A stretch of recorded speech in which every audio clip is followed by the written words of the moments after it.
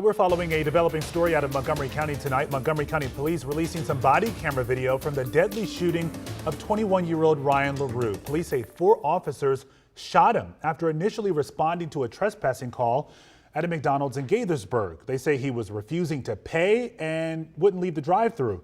Police say they saw a gun in his front passenger seat, but you can't see that on the body camera footage. Video shows them asking LeRoux multiple times to put his hands up. A dispatcher also called his cell phone asking him to do the same. Now, we can't see on video if he complied or not, but police say he didn't.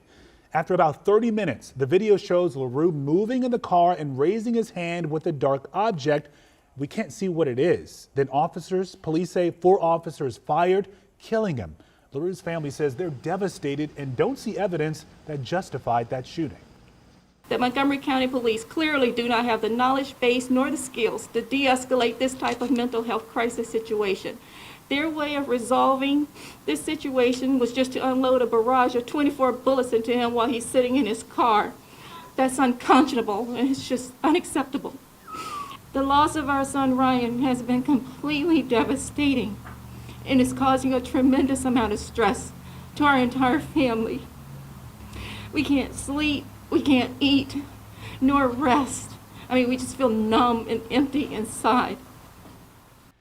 Yeah, the 21-year-old's family is calling on police to release all of the raw footage now. But the chief says they're going to do that when the investigation is over.